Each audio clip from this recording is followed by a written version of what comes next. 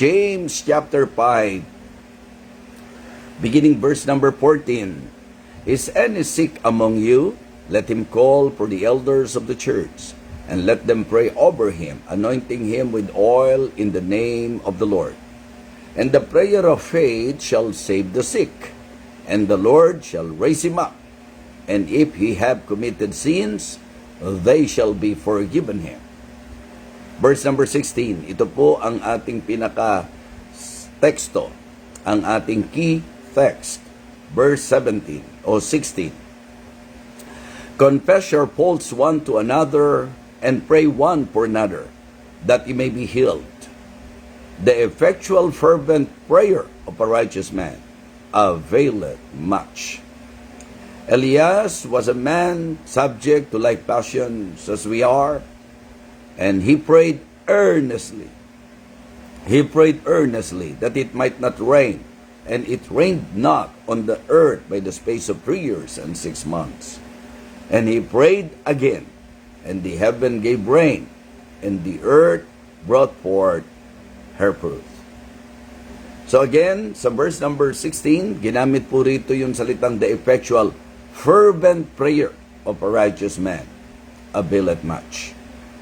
Sa verse number 17, ginamit po, and he prayed earnestly. Ito po ang sesentruhan ng ating mensahe ngayon. So our topic is about prayer, and I believe isa sa dapat interes ng mga mananampalataya ay ang matuto sa turo ng Bible sa usapan ng panalangin. Sapagkat ito po ang isa sa espesyal na masasabi po nating pribilehiyo ng mga Kristiyano, ang ating pong access sa Panginoon sa usapan po ng panalangin. Kaya mga kaibigan, mga minamahal, tayo po ay ihiling sa Diyos na tayo po'y aralan, turuan, pagpalain sa pamagitan po ng ating tatalakayin ngayon. Alright? So, tingnan po natin ang mga bagay na po pwede nating matutunan tungkol sa panalangin. Sige po, hingi tayo ng gabay sa Diyos. Let us pray. Our gracious, loving God, our Father in heaven, thank you so much for this beautiful day. Thank you for another day that you have given us. And may you bless, especially the birthday celebrants. May you continue to give them more fruitful years, Heavenly Father.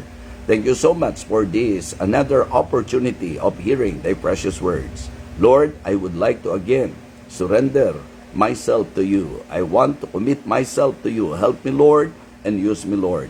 Enlighten the minds of everyone, especially in this particular topic, because I know that it is really a great advantage na bilang mga mananampalataya, binigyan mo kami ng access at ng napakahalagang pribilehiyo, dakilang Diyos, that anytime we can come to you, Heavenly Father, we can approach the throne of your grace. May you again talk to us through thy word, O Lord. Ito po ang aming panalangin sa pangalan po ng aming Panginoong Jesus.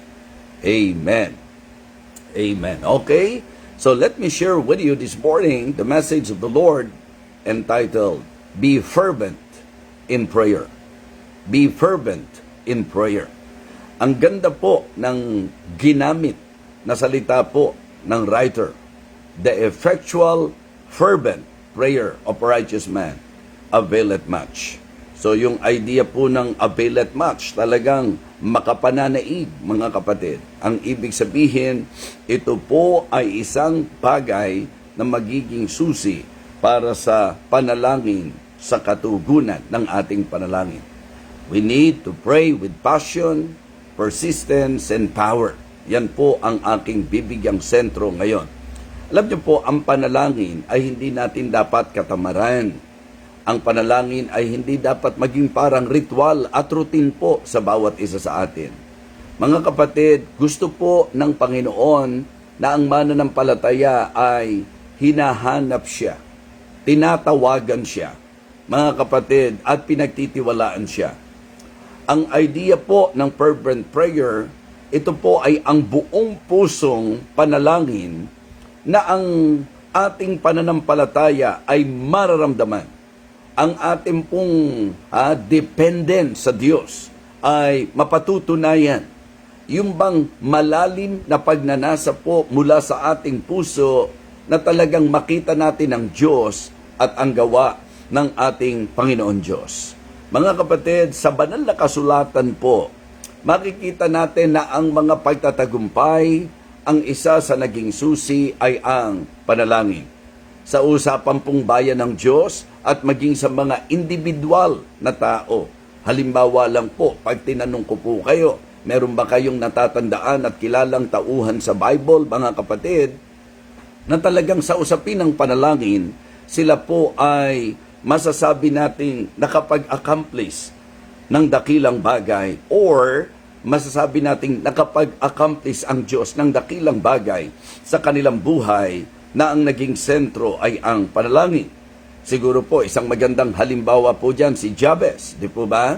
So, the prayer of Jabez is one of the examples that we can see sa salita po ng Panginoon na talaga namang sumentro po talaga sa panalangin ang kanya pong buhay. At narito nga po sa ating teksto, ito pong si Elijah. Ang sinentrohan din pong isa sa kanyang buhay ay ang panalangin. At marami pa pong mga halimbawa na po pwede po tayong makita. So, ngayon pong umagang ito, siguro po mainam na habang tayo po ay nakikinig at nag-aaral, medyo bigyang pansin po natin ito. Sapagkat katulad ng sinabi ko, pag inaral nyo po sa banal na kasulatan, makikita nyo po na ang mga pagtatagumpay ay naranasan, yung mga imposibleng sitwasyon ay nabago, at ganun din po mga kapatid, mga pinalakas, pinatibay ng ating Panginoon dahil po sa panalangin. So, this morning, sa ating pong magiging pagtalakay, sa ating pong magiging pag-aaral, aasa po ako na kayo po ay talagang buong inam na makikinig. I mean, that you will listen very carefully and enjoy the blessing of the Lord sa ating pong almusal ngayon. Sa usapin ng panalangin, I believe it is good to be passionate. Be passionate in prayer. Kumbaga, ang idea ko po is, we should pray with sincerity and intensity. Diba? Marubdob, yan ang ginagamit natin sa Tagalog. Marubdob. Yan po ang dapat maging prayer natin. Mga kapatid, marubdob, manaing talaga, maningas. Ayan po ang isa sa maganda. And one good example that we can consider is yung sinabi po ng Biblia sa Jeremiah chapter 29 and verse number 13.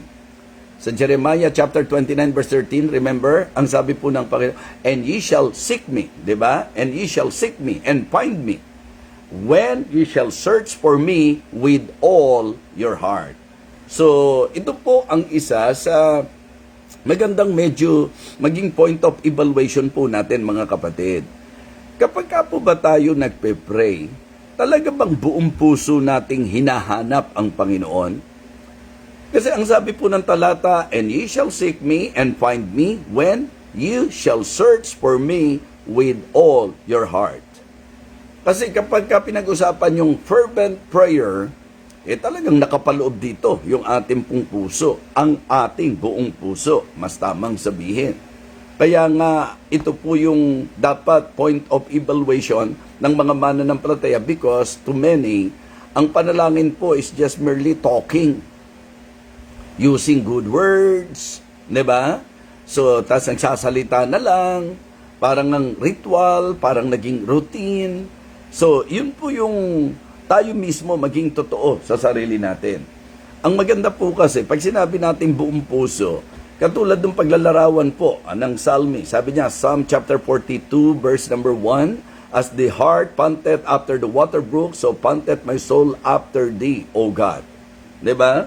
So, kung paano po na talagang, kumbaga, nananabik, nauuhaw, at talagang masasabi po natin na ang kanyang longing, di ba, ay nanduroon. So, sana po, ganun din tayo.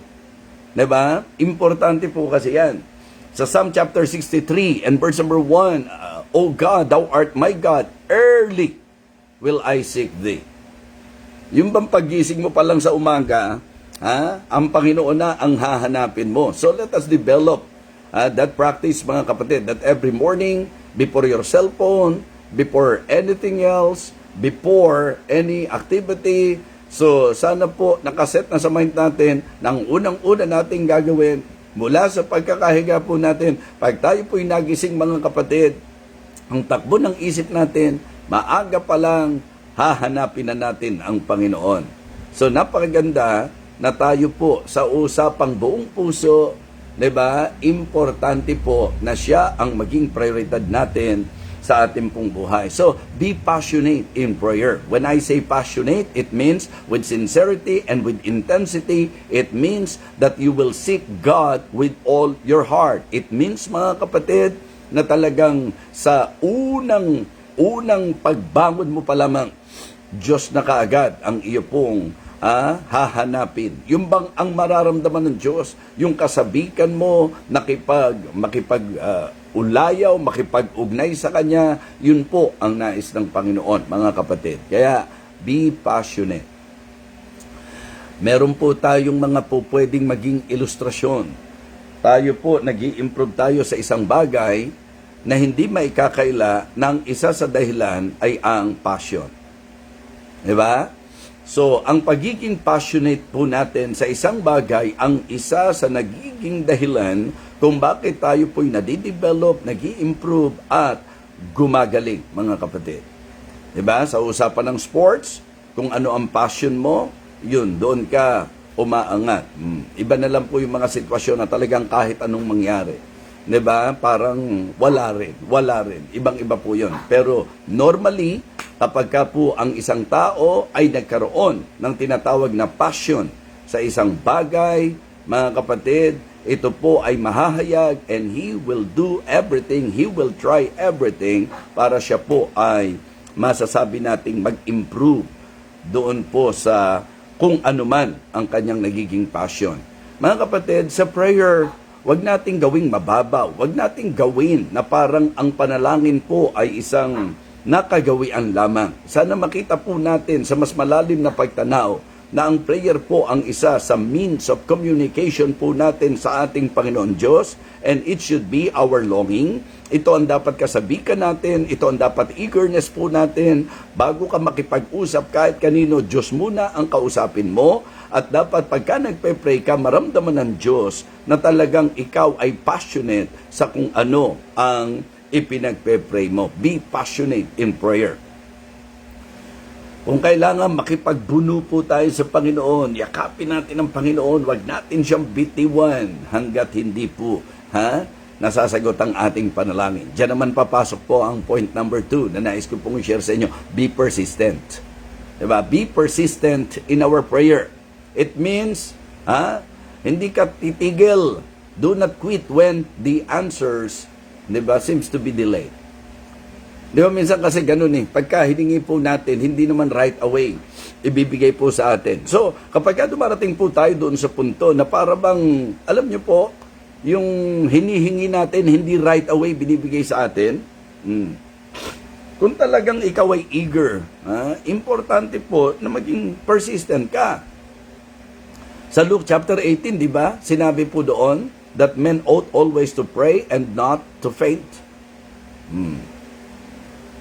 Ang idea po kasi, mga kapatid, ng talagang pananampalataya o ang ibig sabihin ng pagiging persistent, yun talagang patuloy ka pa rin, magtitiwala ka pa rin. Samantalang ikaw ay naghihintay, hoping and believing that God will answer your prayer sa kanyang perfect time. Kasi laging importante po yung time ng Panginoon. Sabi ko nga, mas alam ng Diyos kung kailan ang tamang panahon. Yan na may kung sasang-ayon lang po kayo sa akin. Pero si Pablo, sinabi po niya, di ba, continuing instant in prayer. Remember sa Romans chapter 12? Sa Romans chapter 12, verse number 12, sabi niya, continuing instant in prayer. Ganon din po ang sinabi niya sa mga taga-Colosas, di ba? Continue in prayer. Sa chapter 2, chapter 4 yon, chapter 4, continue in prayer. And then, yung 1 Thessalonians chapter 5, verse number 17, pray without ceasing. Mga kapatid, naalala ko nga po ang isang parable, yung pong dahil sa kakukulit because of his importunity, diba? Sinagot yung kanya pong panalangin. Bumangon ang kanyang kaibigan, hindi dahil sa siya'y kaibigan, kundi dahil because of his importunity. Yun po yung sinabi po ng Bible doon. Isa yan sa naaalala ko pong napakagandang panalangin, napakagandang message about prayer, yung importunity, mga kapatid. So, use your opportunity and practice importunity. Be persistent in our prayer. Di ba? Maging persistent po tayo. Elijah prayed 7 times before the cloud appeared. Di ba? But he never stopped expecting God to answer. Yan po yung naging record ng labanan po nila. Doon po sa panalangin, alam nyo yung kalaban, kay Baal nagpe-pray. Alam naman natin ang mundong ito kung kani-kanino nagpe-pray. Sa usapang prayer po mga kapatid, ang mga Kristiyano, tama po ang ating tinatawagan. At iyan po ay maliwanag. So, be passionate in prayer. Yan po ang unang binigyan natin ng pansin. It means to say, we will pray with sincerity and intensity, and then be persistent in our prayer. Do not quit, mga kapatid. Just continue. Just keep on praying. Yun po ang napakaganda. Pangatlo po, be pure in prayer. Kung i-approach natin ang Panginoon, make sure that we will approach God with a clean heart. Kasi sa Psalm 66 verse 18, if I regard iniquity in my heart, the Lord will not hear me. Kung may pinapukundanganan po ako, kaya nga sabi ko, isang bagay na dapat maintindihan po natin, nung nakaraan, tinalakay ko po na sa church, nagiging problema yung pong puso natin na hindi ayos sa isa't isa. Sa usapang worship, nahahadlangan ang worship mo kapag ka may something sa puso mo na hindi maayos. At isa na nga rito, yung bang kakasama kayo sa church, hindi kayo magkasundo-sundo. Yung magkakasama kayo sa church, wala na kayong ginawa, kundi mag-iringan, magpatigasan, hindi po ba, magpataasan. Hindi ba nakakahadlang sa worship pagka may something sa puso natin na displeasing sa Panginoon? So worship po yon.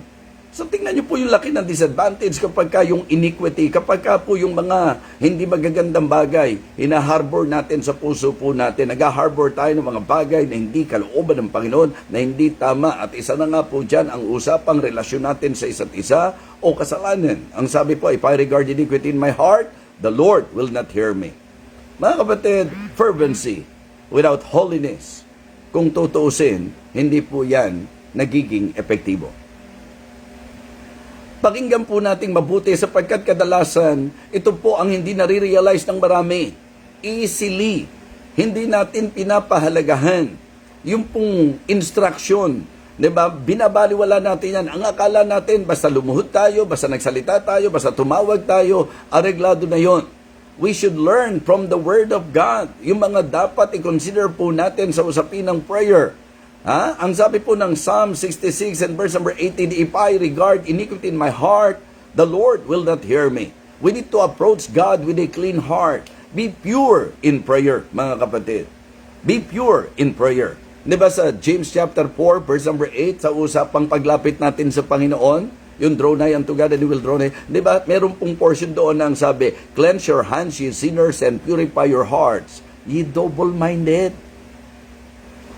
Ano naalala nyo po doon sa salitang double-minded? Di ba ginamit po yan sa usapin ng prayer? Sa James chapter 1, a double-minded man is unstable in all his ways. Ang sabi po, cleanse your hands, ye sinners, and purify your hearts, ye double-minded. If you really want to draw near to God, diba? Gusto nating lumapit sa Panginoon. If we really want to approach the throne of God's grace, one of the things na dapat nating i-secure, one of the things that we need to settle is our heart before the Lord. We need to approach God with a clean heart.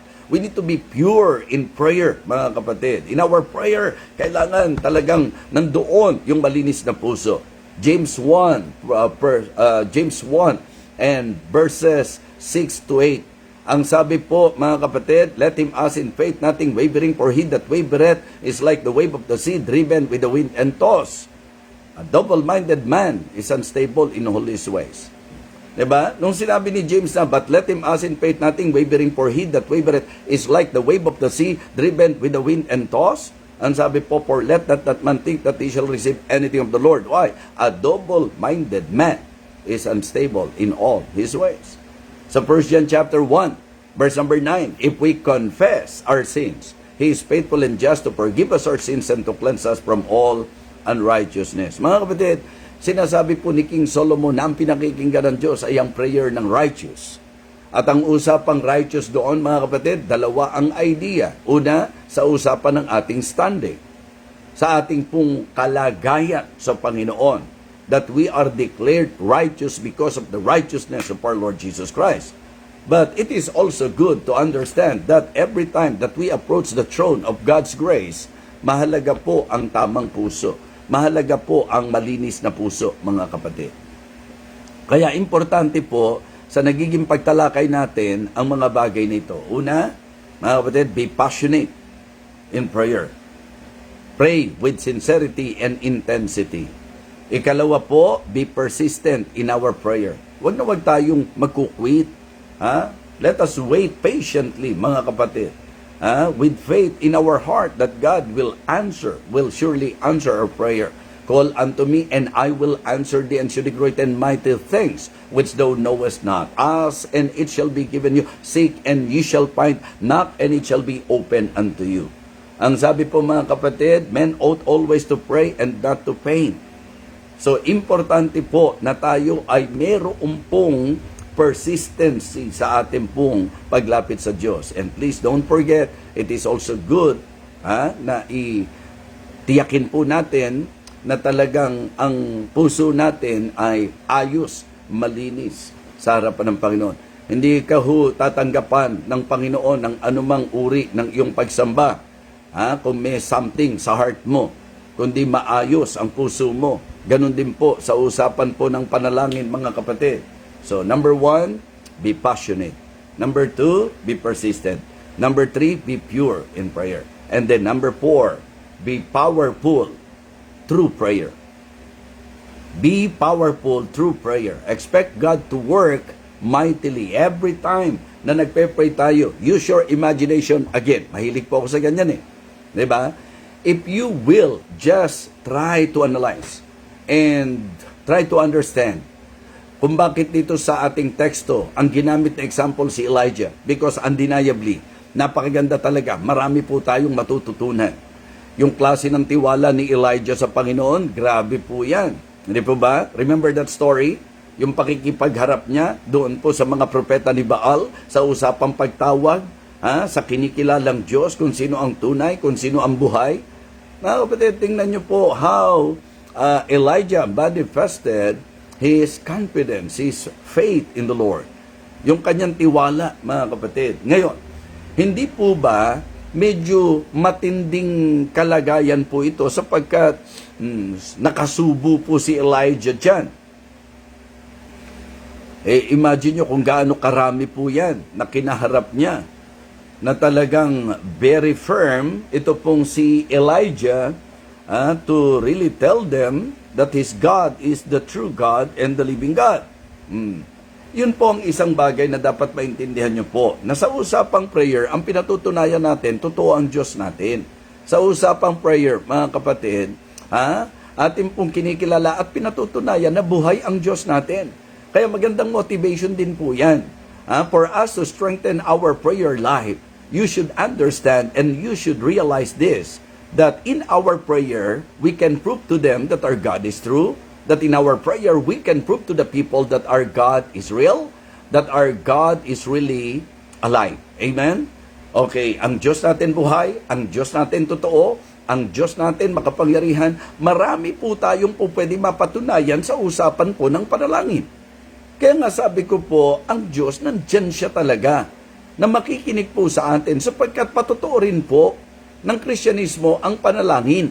Kaya nga ang aking pong challenge sa bawat isa sa atin, when we pray, sana nandun yung expectation natin that God will surely do mighty things and accomplish great things, mga kapatid. Yung pong ginamit na the effectual fervent prayer of a righteous man availeth much. Diba? The effectual fervent prayer of a righteous man availeth much. Alam natin that prayer moves the hand of God according to His will. And this is the confidence that we have in Him, that if we ask, name it. That if we ask, name it. That if we ask anything, okay? But please be reminded, according to His will. 1 John 5:14, di po ba?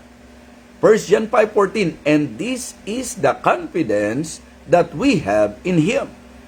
So sinabi po sa sulat ni John yung pinagtutungtungan ng kumpiyansa. Hindi po pwede pong ang idea, di ba? Yung sasabihin mo lang, may tiwala ako sa Panginoon. Diba? Hindi po pwedeng sasabihin mo lang. You need to prove it. And this is the confidence that we have in Him. Ito yung pagkakatiwala na meron kami sa Kanya. That if we ask anything, diba? Hindi malilimitahan. That if we ask anything, na ang pinakatungtungan according to His will, He heareth us. Sasagutin daw po tayo ng Panginoon. Mga kapatid, mga minamahal, ang Diyos natin, siya po ay hindi lang alive. He is also the God who answers prayer. Siya rin po yung Diyos na sumasagot sa panalangin. At ito yung isa sa paborito kong talata, yung call unto me, di ba? The asking privilege, the assuring promise, and the amazing power. Okay? Ang ganda-ganda po ng prayer verse na yan. Ito po ay tawag at paanyaya ng Diyos sa kanyang bayan. Call unto me the asking privilege, and I will answer thee the assuring promise, and shew thee great and mighty things which thou knowest not, the amazing power. Sa prayer natin, nagkakaroon ng pagkakataon na mamanifest ang kapangyarihan ng kagalingan, ng kausayan, ng kadakilaan at ang kabutihan ng ating Panginoon.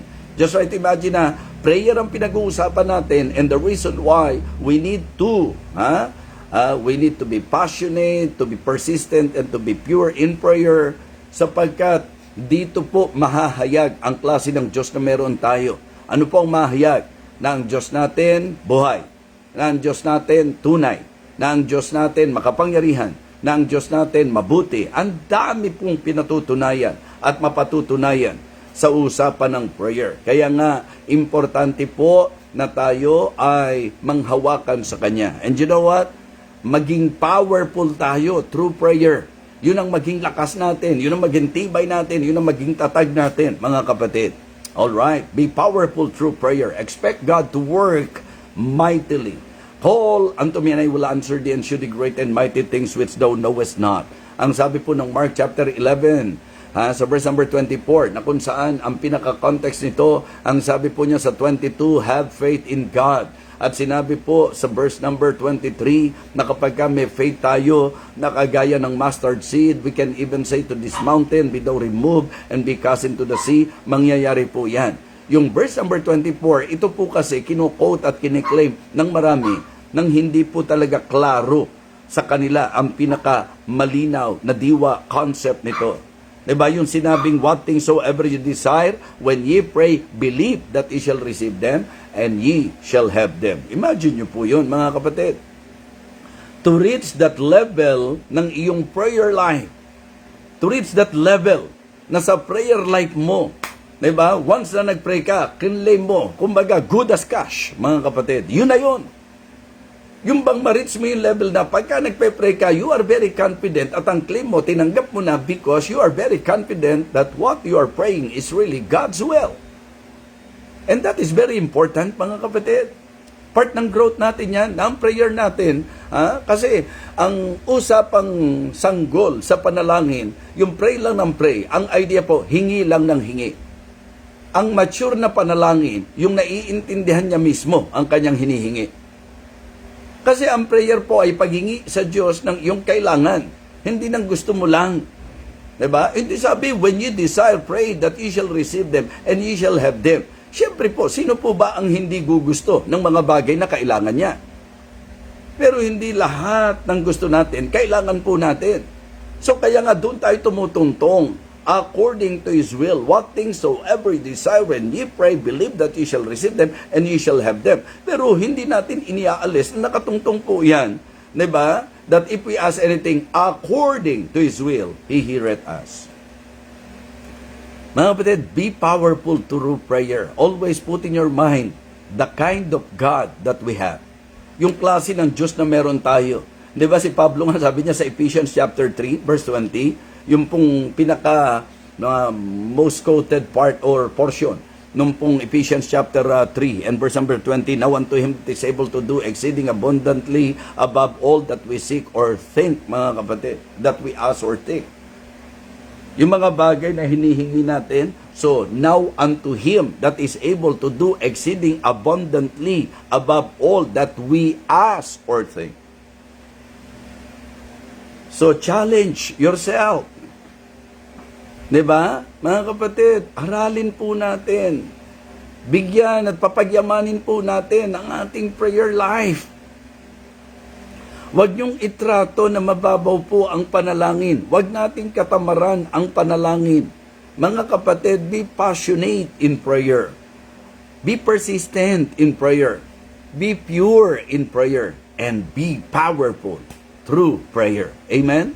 Yes. Doon tayo nagmumukang matibay, matatag, malakas at kung ang pag-uusapan yung ating pong prayer life. Mga kapatid, always remember na ako at ikaw bilang Kristiyano, we are so privileged that God Himself is actually the one gave us that access. 'Di ba? Yung bang dahil sa Spiritong nasa sa atin, ang sabi po, we can cry to Him, Abba, Father. So, kaya mga kapatid, consider prayer as our privilege. Okay? Consider prayer as our pleasure. Diba? Ang sarap, ang saya, na talagang tayo po ay makalalapit sa trono ng biyaya ng Panginoon. And consider prayer as our power. Privilege, pleasure, and power. Wow!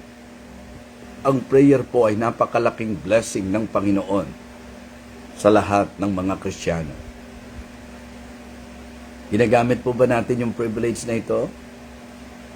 Minsan po, tayo'y makikipag-usap lang din sa Diyos. Minsan po, biniblame pa natin siya.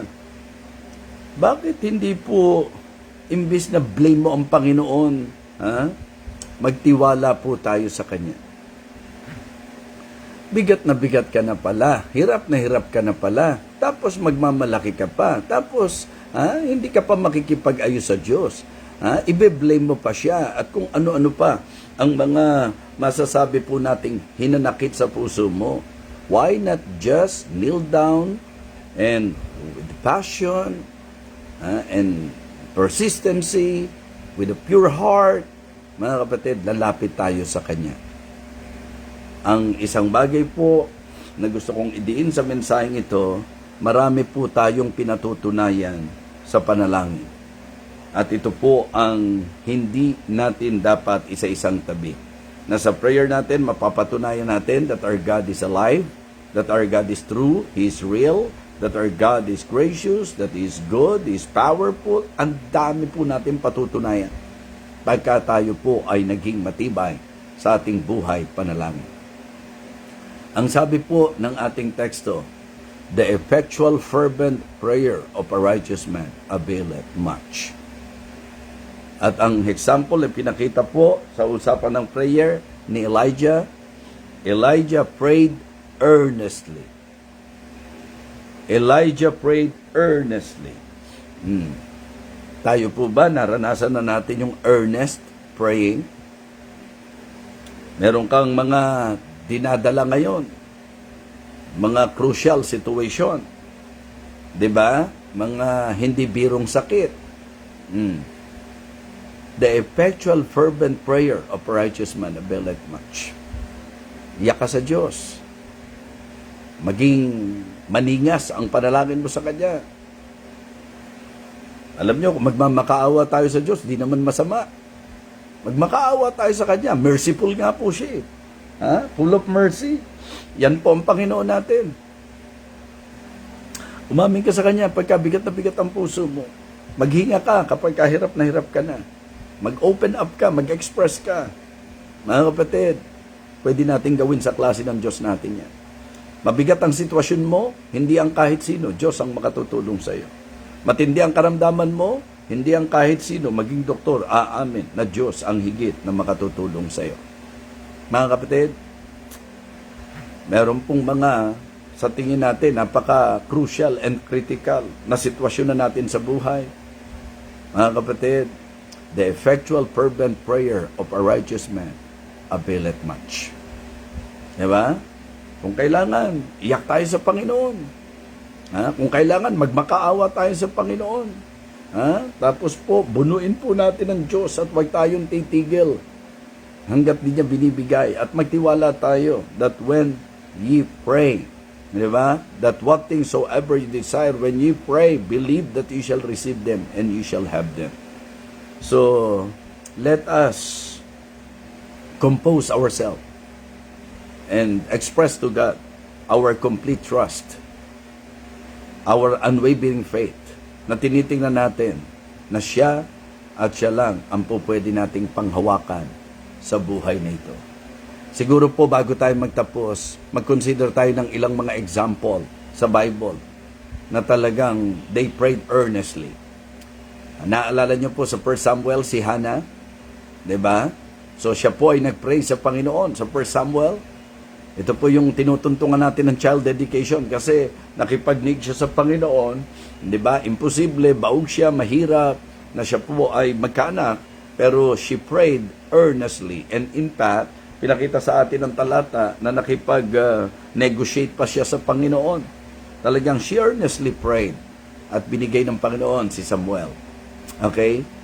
So, ganun din po si Elijah. Malinaw sa ating pong teksto, diba? That Elijah prayed earnestly para magpadala ang Diyos ng ulan. Nangyari po. Earnest prayer. Alam nyo, para maintindihan nyo, nung time na yon, hindi po talaga by sight may kukonsider na ganun-ganun lang po yon, mga kapatid. Yung church, naalala nyo po nung nakulong po sila Peter, o ano po, walang tigil na nagpray ang church. They prayed fervently, they prayed earnestly. And what happened? Mga kapatid, gumawa ng himala ang Panginoon. Nagulat pa nga po sila. Diba? Kasi nakakasurpresa talaga kung paano sinasagot ng Diyos ang ating panalangin. Si Hesus Kristo mismo ang ating Panginoon. Naaalala nyo sa Gethsemane, di po ba?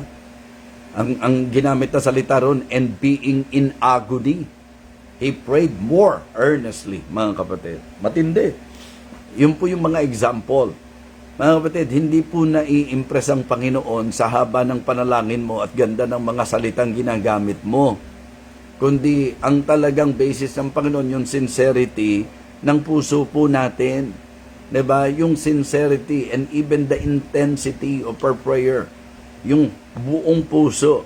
Ang maraming churches ngayon, mga kapatid, ang babaw po ng tingin sa panalangin. At yun po ang nakikita kong pangangailangan nating mga churches na palakasin ang ating pong prayer meeting. May our members realize how important, di ba, for the church to really give time sa ating pong pananalangin.